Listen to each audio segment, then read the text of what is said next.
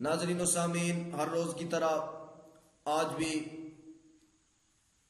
آپ اور میں حاضر ہیں۔ اللہ رب العزت آپ کو سن کر مجھے سنا کر عمل کرنے کی توفیق عطا فرمائے۔ ناظرین، کل والی نشست میں روزہ کن چیزوں سے ٹوٹ جاتا ہے اور قضا لازم آتی ہے وہ بیان کر رہا تھا۔ کچھ چند چیزیں باقی تھی، وہ آج کی نشست میں بیان کروں گا، توجہ فرمائیے گا۔ کل بات چل رہی تھی کہ بندے کی آنکھ دیر سے کھلی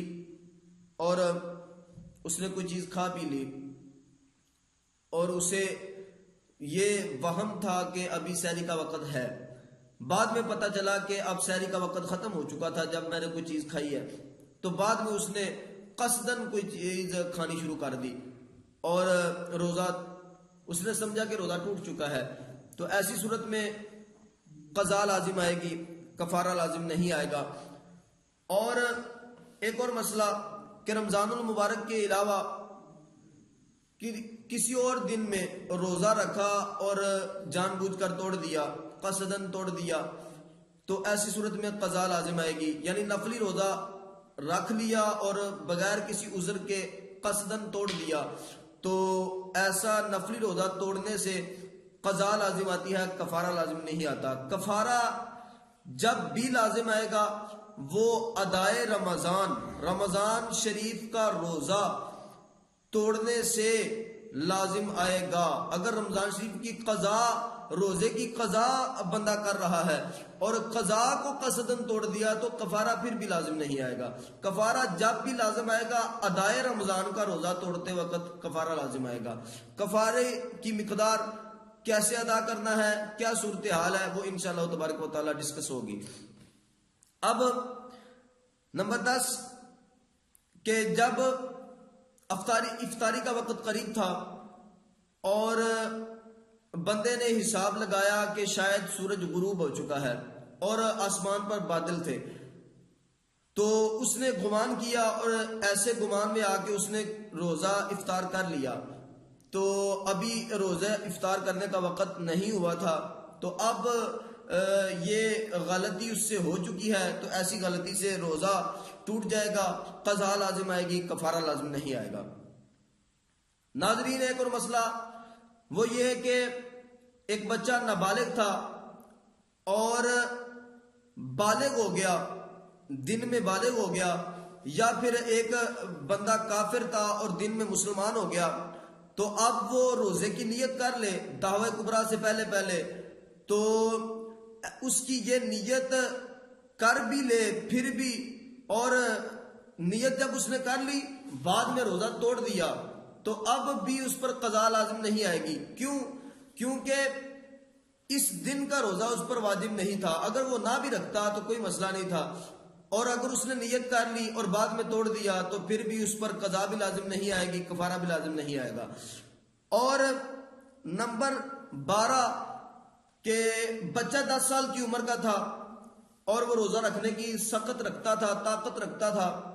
تو میں نے ایک دن پہلے بھی بتایا، تو اب اسے روزہ رکھوا دیا گیا، بعد میں اس نے توڑ لیا، بھوک نے تنگ کیا، برداشت نہ ہوا، پیاس نے تنگ کیا، اس نے روزہ توڑ دیا، تو اس پر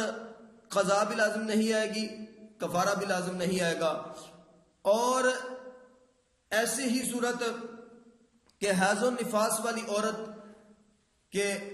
حیض کے دن تھے کہ دن میں حیض ختم ہو گیا یا نفاس کا خون دن میں ختم ہو گیا، تو اب اس نے دعوی کبریٰ سے پہلے نیت کر لی روزے کی، تو اس کا روزہ نہیں ہوگا، اس کا روزہ نہیں ہوگا، آج والے دن کا روزہ اس کا نہیں ہے، یہ توجہ سے سن لیں۔ اور مریض اگر ہو یا مسافر ہو، تو یا ایسا مجنون کہ اسے ہوش آ گیا، یا اسی طرح اس نے مریض ہو، مسافر ہو، تو ایسی صورت میں جب مریض صحت یاب ہو گیا دن میں اور اس نے چاہا کہ میں روزہ رکھوں تو پورا کر لوں گا، تو اب وہ نیت کر لے تو روزہ اس کا ہو جائے گا، اور اگر بعد میں توڑے گا تو قضا لازم آئے گی۔ اور اسی طرح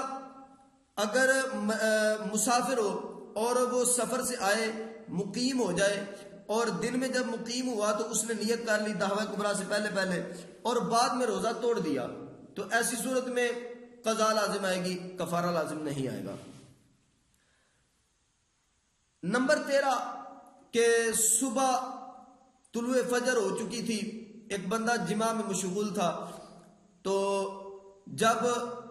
اچانک اسے پتہ چلا کہ سحری کا وقت ختم ہو چکا ہے، تو اگر تو فوراً جدا ہو گیا اور روزے کی نیت کر لی تو روزہ اس کا ہو جائے گا، اور اگر فوراً جدا نہ ہوا بلکہ وہ اپنے کام میں مشغول رہا تو ایسی حالت پر جب رہے گا تو روزے کی قضا لازم آئے گی، کفارہ لازم نہیں آئے گا۔ تو ناظرین یہ وہ صورتیں تھی کہ جن صورتوں میں روزے کی قضا لازم آتی ہے، کفارہ لازم نہیں آتا۔ ان صورتوں کو اچھی طرح ذہن نشین کر لیں۔ ایک اور بات کہ احباب کہہ رہے ہیں کہ کچھ علماء کہتے ہیں کہ کان میں کوئی چیز ڈالے تو روزہ ٹوٹ جائے گا، تو علماء متقدمین یہ کہا کرتے تھے ظن غالب پہ کہ جناب کان کا تعلق حلق کے ساتھ ہے اور حلق کے ذریعے چیز معدے تک جاتی ہے تو اس سے روزہ ٹوٹ جاتا ہے۔ تو میں نے ایک دن پہلے بھی بتایا کہ میڈیکل سائنس جدید دور جو ہے اس نے بتا دیا کہ کان کا پردہ جب تک سلامت ہے تو کان کا کوئی تعلق حلق کے ساتھ نہیں ہے، کان میں اگر کوئی چیز چلی جائے گی تو روزہ نہیں ٹوٹے گا۔